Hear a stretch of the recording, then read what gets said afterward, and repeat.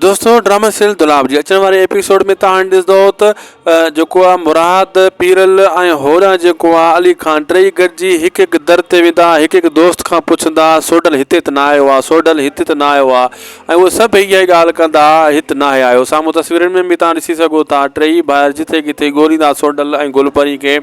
पर हुनखे किथे बि सोडल हथु फ़िलहालु न ईंदो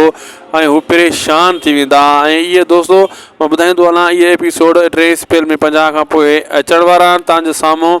ऐं नेठि आख़िरकार सोडल बाद में हिनखे हथु अची वेंदो जॾहिं हेॾा बि मसइलो हल थींदो ऐं दोस्तो मां ॿुधाईंदो हलां हाणे ड्रामा सीरियल दुलाब जो जॾहिं सोडल थींदो तेसीं ताईं कमु किटली थियलु हूंदो ऐं मंसूर खान विच में पियल आहे लेकिन ॻाल्हि तराकनि ते वञी पहुतल हूंदी आहे यानी इहा छोकिरी फिरी गिरी सोडल ई निकाह कंदो सोडल ई इन गुलपरी सां शादी कंदो अहिड़े हिसाब जो जेको आहे हिन जी अॻिते कहाणी आहे ऐं मां ॿुधाईंदो हलां दोस्तो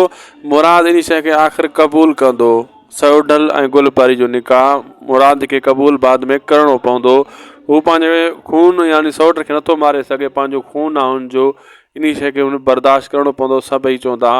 घर वारा मेड़ियूं खणी था छॾियो सोडल खे कुझु न कयो हुन ग़लती थी आहे त तुंहिंजी भेण खे बचाइण जे करे हुन ग़लती कई आहे त ॿीहर दुश्मन जे दर ते न मोकिलिया तॾहिं हू इहो क़दमु खणियो हुयो अहिड़े हिसाब सां सोडल खे बचाइण जे लाइ हर हिकु क़दमु खयो वेंदो लाइक सब्सक्राइब शेयर ज़रूरु कंदा उदासी टीवी खे।